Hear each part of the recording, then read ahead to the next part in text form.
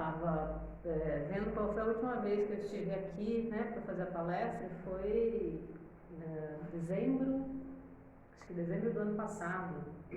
Então é sempre muito bom estar de volta, ainda que a gente precise usar as máscaras, né? Estou aqui bem longe de vocês, acho que vai dar tudo certo. Hoje a gente vai falar sobre a reencarnação, como o Carlos falou, é um dos pilares, né, da doutrina espírita. Então é sempre muito importante que a gente entenda como isso funciona, como é a reencarnação, o que é a reencarnação, por que ela acontece. Então hoje a gente vai conversar um pouquinho. Bom, a primeira coisa que a gente vai ver é assim, pensem comigo, se a gente parte do princípio de que quando nasce um bebê, o espírito nasce junto, o espírito não existe e nasce junto com o bebê, a gente pode questionar, por que existem então tantas diferenças? Por que um é abastado, o outro não tem o mínimo, um é inteligente, o outro não tem as faculdades cognitivas em dia? Como é que a gente pode dizer, né, onde está a ordem divina, a justiça divina, em meio a tantos contrastes? Por que o Criador teria privilegiado uns e outros não? Então a gente precisa pensar, se a gente tem esse conceito de que com o nascimento do corpo nasce um espírito, a gente precisa questionar Deus, né? Mas se a gente tiver o conhecimento sobre a reencarnação, talvez essas perguntas tenham resposta. E aí, eu gostei dessa frase do Chico, que ele diz assim, sem a ideia da reencarnação, sinceramente e com todo respeito às demais religiões, eu não vejo uma explicação sensata, inclusive para a existência de Deus.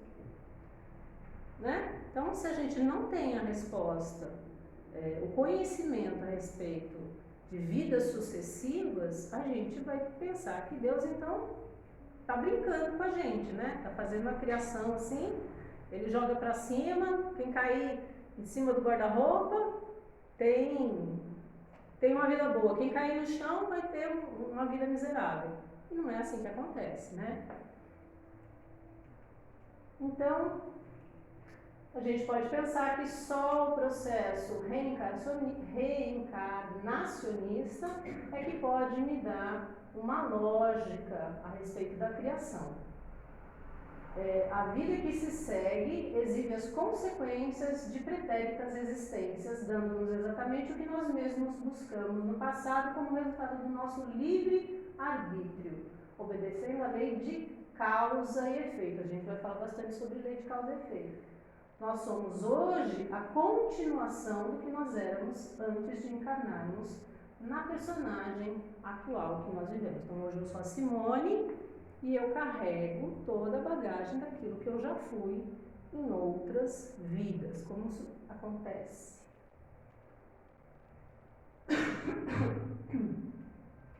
Nós trazemos na nossa alma, no nosso espírito, tudo aquilo que a gente conquistou nas outras encarnações, nas outras vidas. Opa, apertei errado, peraí.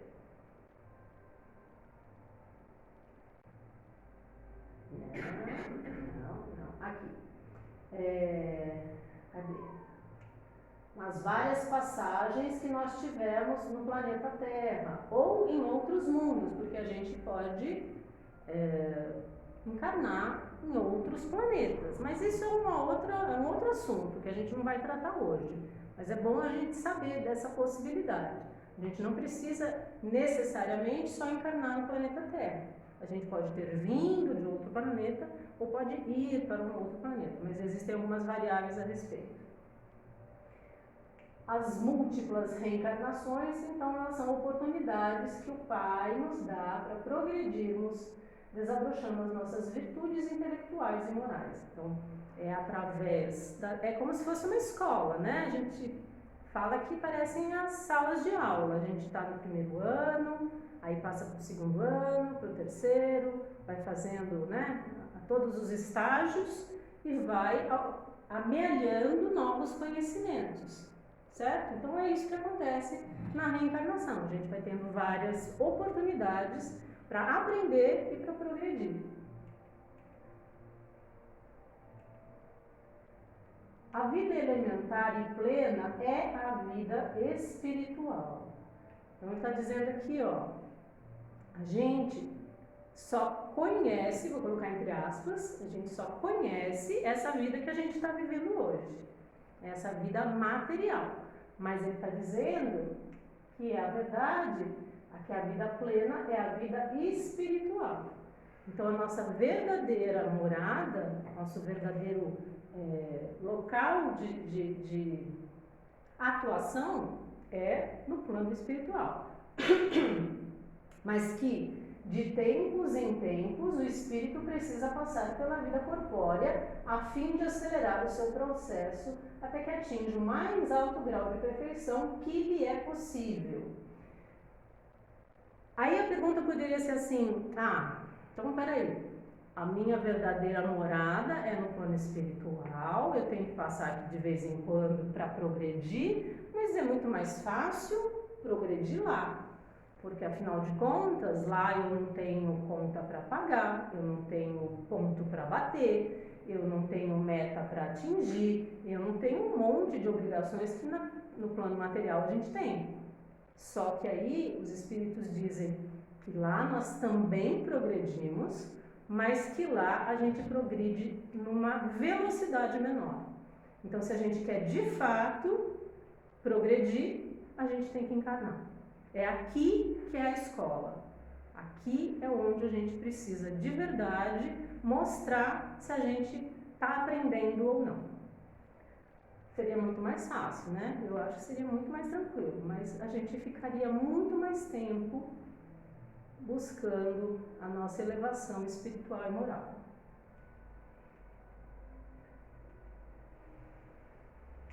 Então, a encarnação atual é uma universidade fabulosa pela qual obtemos novos e novos conhecimentos. Os desafios que se apresentam no dia a dia são como provas, pelas quais medimos o nosso aprendizado, estimulando as nossas capacidades de superação. Algumas provas são complicadas, trabalhosas e, às vezes, dolorosas, mas no final nós somos premiados com os nossos esforços, através dos nossos esforços, fazendo valer a pena todos os sacrifícios, as decepções e até as humilhações. Então, é aqui que a gente vai colocar à prova tudo aquilo que a gente está aprendendo. É como se fosse, eu já falei, né, uma escola, ele fala em universidade, onde a gente vai graduando o nosso conhecimento, pondo à prova tudo aquilo que a gente vai aprendendo. Então, no dia a dia, e como é que faz isso? No dia a dia, na rua, na família. Qual é o melhor lugar para a gente ver se a gente está aprendendo tudo? Na família. Onde que a gente tem mais problema? Na família. A gente tem mais problema na família ou na rua? Na família, né? Então é aqui, nesse núcleo familiar, onde a gente vai pôr à prova tudo aquilo que a gente precisa aprender. Aí ele diz assim, porque nós somos imperfeitos, nós ainda cometemos equívocos, nós machucamos as pessoas, nós caímos em contradição com a lei natural. Qual é a lei natural? As leis de Deus, né? Tudo isso aqui a gente acaba indo contra, acaba errando e errando bastante. Fazendo-se necessário o reconhecimento das nossas falhas, a reformulação das nossas ações e a reparação dos prejuízos causados. Assim é que certos reencarnantes experimentam na própria pele a mesma condição injusta que outrora impôs a alguém, para assim aprender os valores das coisas. Então, ele está dizendo assim, então vamos lá, eu estou aqui caminhando, estou aqui aprendendo, e no meio do caminho eu erro, e erro muito. Quem é que pode fazer uma análise da vida até agora e dizer assim, olha, eu mais acertei do que errei, ou eu me equilibrei, ou eu mais errei do que acertei? A gente precisa ver qual é o balanço da nossa vida. Então, quando a gente comete esses erros, quando a gente machuca, não só fisicamente, mas às vezes e muito mais frequentemente, machuca com palavras, né? Outras pessoas ao nosso redor. A gente vai passar por isso, faz de conta que ninguém percebeu? A nossa fichinha está lá escrito, todos os deslizes que nós tivemos, e nós vamos ser cobrados, e nós vamos ter que reparar estes erros. Aí ele diz que em alguns momentos nós podemos experimentar na própria pele a mesma coisa que a gente impôs para outra pessoa. Isso é algo que a gente também precisa pensar a respeito. Não é tudo olho por olho, dente por dente. A gente precisa ver que, do mesmo modo que a gente fere, a gente pode pedir para experimentar essa mesma dor, para poder ter a noção do que nós fizemos para alguém. Mas não é uma condição, uma regra. Então quer dizer que se eu matei alguém com um tiro, eu vou morrer com um tiro. Não é uma condição assim, né, linear e direta. Nós vamos pedir para, talvez peçamos para experimentar aquela dor, aquele momento trágico, para a gente sentir como não foi legal, né? Mas eu quero frisar isso, que não é uma relação linear, de linearidade, onde eu recebo aquilo que eu fiz. A gente tem vários jeitos de entender como é ruim praticar algo para alguém que vá prejudicar, certo? Tudo bem até aqui? Aí ele pergunta, o que é uma reencarnação, então, de expiação? É a consequência de um conhecimento aplicado, são as ações, são as escolhas que provocaram experiências difíceis e desagradáveis, às vezes dolorosas, e que aquela pessoa que fez deverá enfrentar. Esses débitos do passado são o que os hebreus chamam de expiação e os orientais de karma. Eu digo que expiação, eu tenho essa imagem mental, que expiação é a mesma coisa que você dar um chute na parede. Quando você chuta a parede, você tem uma consequência, que é quebrar o dedão do pé, né? Então, essa é a expiação. A sua ação tem uma consequência. Então, tudo aquilo que eu faço tem uma consequência. E essa consequência eu vou ter que arcar com ela numa outra encarnação. Se não é nessa, é na próxima com certeza. Por isso que a gente fala que aquilo que a gente não consegue entender por que está acontecendo agora, a resposta está lá atrás, no passado, né? Então, aquilo que eu fiz lá atrás, eu estou experimentando agora, nesta encarnação. O que eu faço nessa, eu vou ter que pagar na próxima, certo?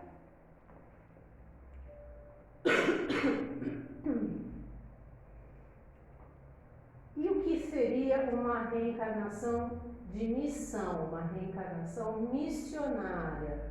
São aqueles que vêm para a vida física para servir à humanidade, ou por um exemplo de fé, ou por um exemplo de paciência, um exemplo de resignação, para ajudarem irmãos a evoluírem ou promoverem o progresso de um povo. Esses missionários da luz, eles são, sobretudo, anônimos e silenciosos. Então, existem os missionários, óbvio que existem, mas eles não se dizem missionários, né? Eles não ficam dizendo, olha, eu vim aqui para ajudar vocês. São as pessoas que já fizeram a sua transição, já fizeram a sua evolução, e elas vêm, às vezes elas nem precisariam mais encarnar, mas elas vêm para auxiliar a quem fica por aqui, né? Ou é uma pessoa, ou é um grupo, uma coletividade, um povo. Às vezes é para trazer conhecimento para a ciência, por exemplo. Então essas são as encarnações missionárias. E a encarnação de prova é onde eu coloco o meu conhecimento para ser vivenciado. Aquilo que eu estou aprendendo, que está sendo acomodado no meu jeito de ser, está sendo internalizado, eu ponho à prova na minha vivência diária. É a situação na qual o espírito é desafiado ao limite do seu conhecimento.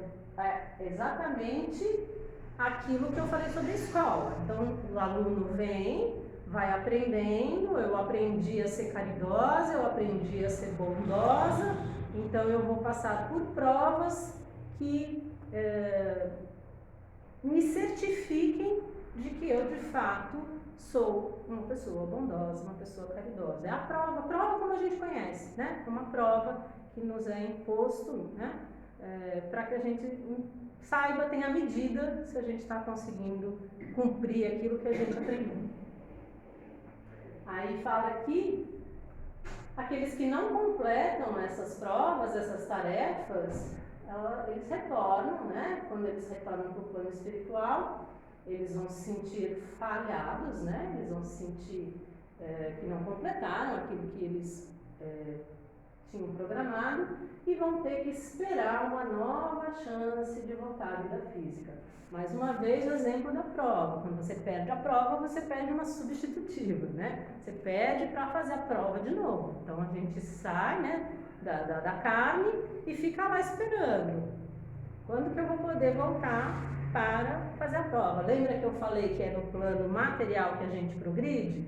Por isso que a gente não quer ficar lá no plano espiritual, onde de fato é mais leve, mas a gente quer vir para cá porque é aqui que a gente vai pôr à prova a nossa evolução, né? Eu vi uma palestra uma vez, a gente não vai ter certeza se essa informação é real ou não, da Mônica Medeiros, o espírito do Doutor Espanhol, no YouTube. E ele diz que a média de intervalo de uma encarnação para outra é de 50 anos, a média, né? Não sei se essa informação procede, mas como é um número que eu também nunca tinha ouvido, eu achei interessante essa informação. Então, quando você desencarna, você espera em média 50 anos para reencarnar novamente. Se a gente pensar, faz algum sentido, né? Tem algumas pessoas que vão encarnar imediatamente, mais uma vez, não é matemática exata, a gente não pode dizer que isso é uma informação que é sempre assim. Mas faz algum sentido você pensar que também o tempo é diferente entre o plano espiritual e o plano material, e que essa data de 50 anos, para eles lá não é nada, né? Para nós é bastante, mas para eles lá não é nada. Eu ouvi algumas lives que os espíritos eles dizem que esse tempo diminuiu agora em função da transição, do êxodo, esse tempo diminuiu. Sim. Não sei para não quando. sabe quando. Eu achei interessante esse número, não era algo que eu conhecia, não. E aí, então, nós podemos saber, né, pensar que cada um de nós tem os seus motivos para estar aqui, para passar pelas provas que nós passamos, para expiar os erros que nós expiamos e para cumprir algumas missões, né? Por exemplo, em favor de um parente. A pergunta que fica é, ok, quem especifica a hora, o lugar e as circunstâncias em que o espírito encarna? Isso aqui é interessante, né? Então, eu vou reencarnar, eu tenho isso, para testar em mim, né? Para ver se eu já estou apta a fazer uma evolução espiritual e moral. Quem é que decide como é que eu vou reencarnar? Em que barriga que eu vou reencarnar? Em que família que eu vou reencarnar? Em que local, em que cidade, em que momento, em que ano? Quem que decide isso? Normalmente, há um planejamento minucioso para determinar as condições reencarnatórias e quase sempre com a participação do próprio espírito que irá reencarnar. Isso aqui, ó, é muito interessante a gente parar para pensar. Então, nos atentando para as palavras normalmente, quase sempre, com a participação do espírito que irá reencarnar. Então, normalmente existe essa conjunção de uma equipe que organiza a reencarnação de alguém. E o espírito participa dessa organização. Existem as exceções, é o que eu falei. Tudo no espiritismo tem as suas regras e as suas exceções. Então, normalmente sim, quando você desencarna, você vai reencarnar, você se une com uma equipe que vai dizer, então, Simone, ó, você tem isso, isso, isso, isso, vamos fazer assim, assim, assim, assim, vamos encarnar desse jeito, desse jeito, desse jeito, desse jeito, e você dá o seu consentimento, ou você faz as suas requisições, né? Você pede, eu quero ser assim. Imagina que se você fosse fazer isso sozinho, fala assim, eu quero ser linda, maravilhosa, rica, quero morar num país maravilhoso, não quero ter problemas, que todo mundo gostaria, mas a gente, como normalmente não tem bom senso, né? Então vem o plano espiritual, os amigos da espiritualidade dizendo, menos, vai com calma, leva só aquilo que você consegue carregar, porque senão você não vai dar conta.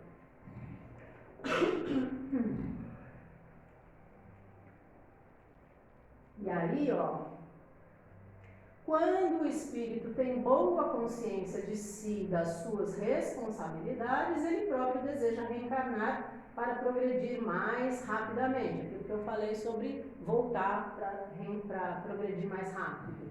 Ele busca uma colônia espiritual, se inscreve no programa reencarnatório e participa ativamente dos planos, reconhecendo seus atrasos em determinados quesitos e sugere nascer uma circunstância que lhe permita o aprendizado. Isso aqui é o mundo ideal, né? O mundo ideal é isso. A gente tem bom senso, a gente vai lá, senta com os amigos espirituais e fala, olha, eu preciso muito ser mais humilde, então me coloca numa condição onde eu consiga me testar a respeito disso. E assim é feito, né? Mas, quando o espírito tem boa consciência, quando ele não tem, ele vem compulsoriamente, que a gente chama de reencarnação compulsória. É aquele espírito bastante desequilibrado, que não tem condição de responder por si. Então, ele é posto num planejamento, mas quem faz a programação são os amigos espirituais, ele não participa. Mas esses são outros casos de espíritos muito comprometidos.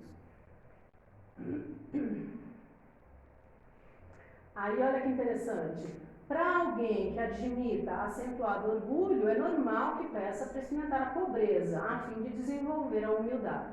Aquele que tenha fortes tendências de brutalidade pede um corpo frágil e doente. Os preguiçosos pedem para nascer num meio que os forcem ao trabalho. O vaidoso sugere um corpo deficiente e assim por diante. O mais interessante desse texto aqui é essa frase que vem aqui, ó. Ficamos cientes assim que as condições da vida pelas quais nós passamos ou são escolhas nossas ou foram determinadas pelos nossos amigos espirituais, visando não a nossa satisfação, mas as melhores chances de crescermos espiritualmente. Então, às vezes a gente fala assim, por que acontece isso comigo? Por que eu? Por que comigo? Aqui é a resposta. As condições da vida pelas quais nós estamos passando. Ou são escolhas nossas, ou foram determinadas pelos nossos amigos espirituais. Lembrando, né, quando o amigo espiritual, a equipe, nos propõe alguma coisa, ou a gente tem realmente uma grande dificuldade de responder pelos nossos atos, aí seria o que eu chamei de reencarnação compulsória, ou, na esmagadora maioria das vezes, são escolhas nossas. Portanto, daqui para frente, quando vocês pensarem, por que comigo? Porque nós escolhemos. Eu brinco com a minha filha, né? Eu tenho uma filha, já é uma mulher, já é grande, e eu falo para ela assim, você implorou para nascer aqui na minha barriga. E ela fala, não, de jeito nenhum, você que implorou para eu nascer com você, né? Então a gente fica nessa picuinha de brincadeira, né? Então eu mostro para ela, tudo é escolha. A gente fez as escolhas de que pai, que mãe, que profissão, né? O que a gente ia estudar, para onde, que caminhos a gente ia tomar, né? Tudo isso é planejado, tem uma organização prévia. A gente pode mudar tudo isso? Pode, obviamente, pelo nosso livre-arbítrio. Mas nós temos essa programação, nós temos esse planejamento. A gente pode acertar muito, mas a gente também pode errar muito.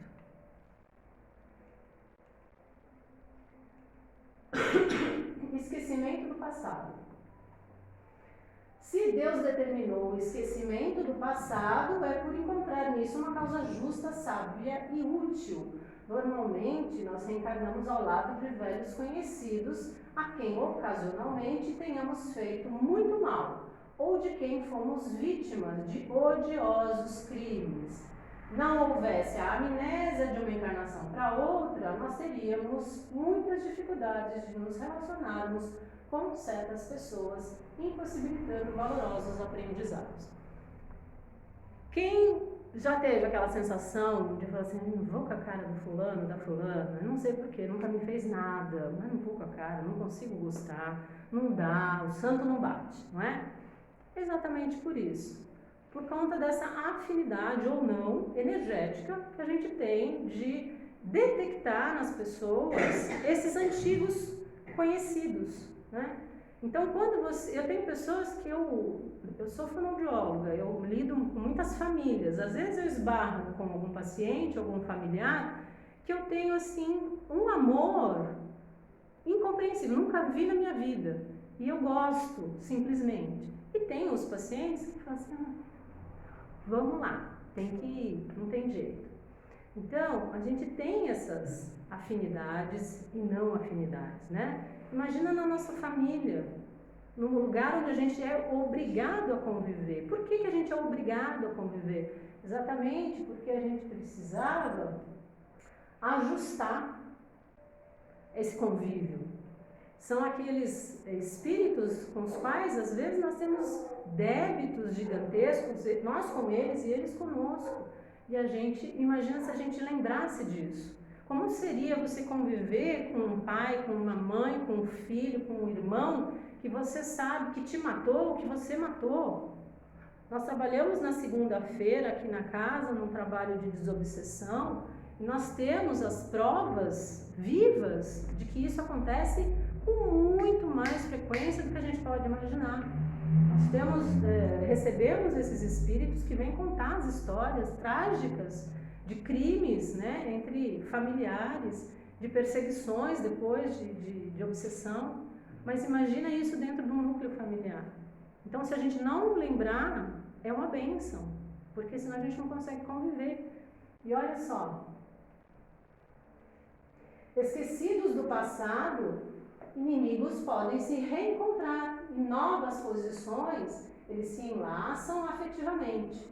Certas pessoas têm flashes de outras vidas, o tal do déjà vu, e podem ter as suas identidades passadas reveladas, seja para o melhor cumprimento das suas missões na atual experiência, que eu trocaria missões por tarefa, né? Porque missão tem aquela pegada de algo que vem num nível maior, né, de compreensão, de desprendimento, ou para servir de manifestação positiva para a espiritualidade se manifestar.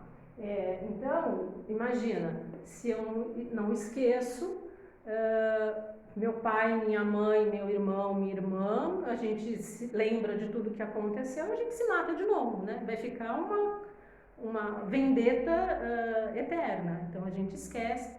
E tem, obviamente, os casos, né, em que o algoz vira filho e você o abraça, o amamenta, o gera, né, com todo o amor e carinho, e você passou uma pá de cal naquele passado e consegue, dali para frente, zerar e iniciar uma nova história, né?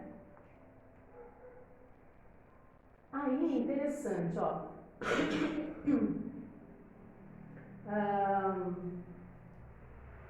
O conceito de reencarnação era, eu esqueço qual é o botão, tem que ficar pensando aqui. Desde as culturas mais antigas, que esse conceito de reencarnação era a crença mais comum, inclusive para os primeiros cristãos. Mas a Igreja Católica revogou essa verdade, justificando-se por argumentos baseados nos textos bíblicos. Além disso,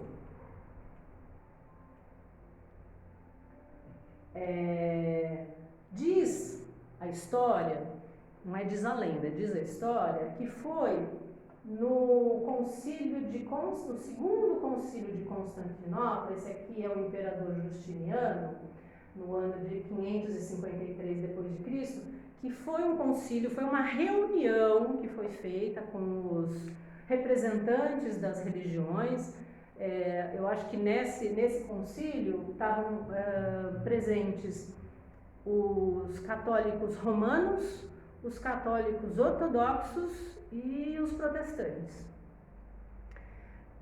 E a história que se conta é que quem mandava mesmo não era o Justiniano, ele era imperador da Turquia, de Constantinopla, que hoje é Istambul, na Turquia. Ele era o imperador da Turquia. E diz que quem mandava de verdade não era ele, era a mulher dele, a Teodora. Dizem que a Teodora era uma cortesã, e por ser cortesã, ela foi se infiltrando muito rapidamente, né, ascendendo na corte. E ela, na verdade, é quem mandava aprender e mandava soltar, diz que ele não mandava muita coisa. E aí, como eu falei, naquela época eles aceitavam a teoria da reencarnação, né, o conceito de reencarnação.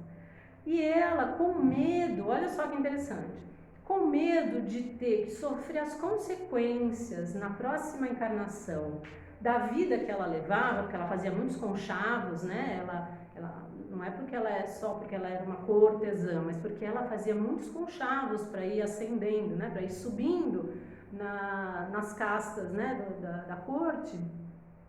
Ela, com medo de ter que sofrer as consequências na próxima encarnação, ela convence o Justiniano a fazer esse concílio, a chamar esses representantes da igreja e das escrituras, né, dos papiros lá, onde eles tinham as leis lá que regiam o que era aceito e o que não era aceito dentro das religiões, para retirar das escrituras o conceito de reencarnação, porque ela achava que simplesmente apagando, né, a borracha, ela ia se livrar das consequências na próxima vida. Então foi aí, diz a história, que foi aí no segundo concílio de Constantinopla, que o conceito de reencarnação foi tirado do cristianismo, né? Então ele diz: quem sustentar a mítica crença na pré-existência da alma e a opinião consequentemente estranha da sua volta, seja anátema, seja excomungado.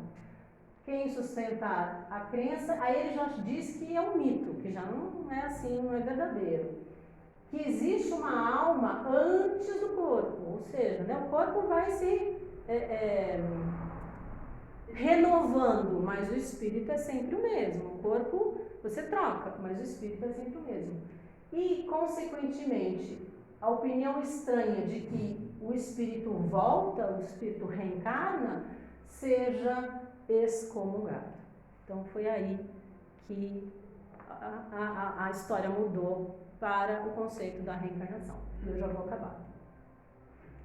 Jesus já falava, né, sobre reencarnação. Existem vários trechos, eu só peguei esses dois, né? Aqui. Na verdade te digo que aquele que não nascer de novo não pode ver o reino de Deus. E aí, né, ele fala, se eu falei para vocês de coisas terrestres e vocês não acreditaram, como vocês vão acreditar se eu falar das coisas celestiais? Então, ele sabia que para aquele povo não adiantava muito, né, chover no molhado, porque eles não iam entender. Aí é só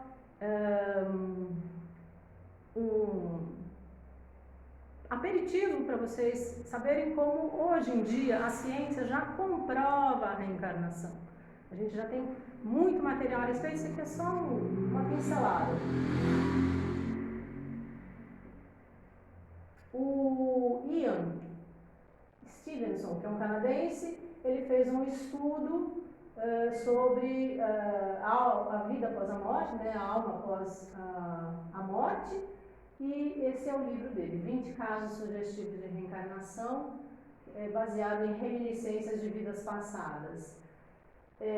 Esse Steve Tucker, ele fez um registro com mais de 2.500 casos de crianças, que ele achava que você pegar o relato de crianças era muito mais genuíno, porque a criança não tem o hábito da mentira, né, ou de inventar. Então ele faz esse livro com mais de 2.500 casos de relatos de crianças falando sobre reminiscências, como é que fala? Lembranças de outras vidas. E tá aqui, ó. Esse aqui é o Ian e esse aqui é o Jim. Os livros que eles lançaram. Aí mais um exemplo. Esse aqui falava sobre o Raymond, falava sobre a experiência de quase morte, ele também fez essa pesquisa, relatando depoimentos de pessoas que passaram por experiência de quase morte, você sabe, né? Aquela pessoa que passa por algum procedimento, normalmente um trauma, um acidente, uma cirurgia, e se vê fora do corpo, vê tudo o que está acontecendo e volta e relata o que ela presenciou. E essa psicóloga aqui também, recordando vidas passadas, ela também investigou 1.000 casos que comprovam alguma ligação com alguma vida passada. Aqui o Raymond, a Ellen. E interessante também, só a título de curiosidade, esse vídeo, esse filme, Minha Vida na Outra Vida, é o caso de uma mulher que lembrava de uma vida passada. Ela lembrava de data, ela lembrava de... É um caso real, e foi feito um filme disso. Ela lembrava de data, ela lembrava de cidade, ela lembrava dos nomes dos filhos, e ela volta... Essa daqui é a Jenny, que é essa atriz aqui que faz o personagem dela. E ela volta na cidade que é Áustria, se não me engano, e ela encontra a família dela, ela encontra os filhos dela, já são mais velhos do que ela, os filhos dela. E essa daqui é o retrato dela em outra vida. É muito interessante esse filme. Kardec. Nascer, morrer, renascer de novo e progredir sempre. Tal é a lei. Então, Kardec fala sobre a lei da reencarnação. E existe um provérbio oriental que fala: hoje eu sou melhor do que ontem e amanhã eu serei melhor do que hoje. Então é essa progressão, né, da gente estar sempre buscando ser melhor a cada dia, um passinho de cada vez. A gente tem toda a eternidade para melhorar. Quanto mais cedo a gente fizer isso, melhor.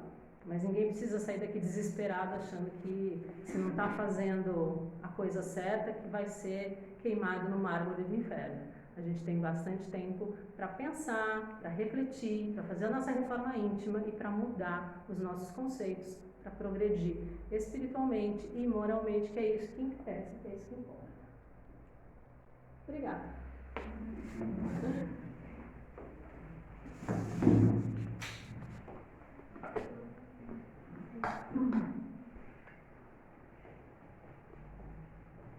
Agradecemos então a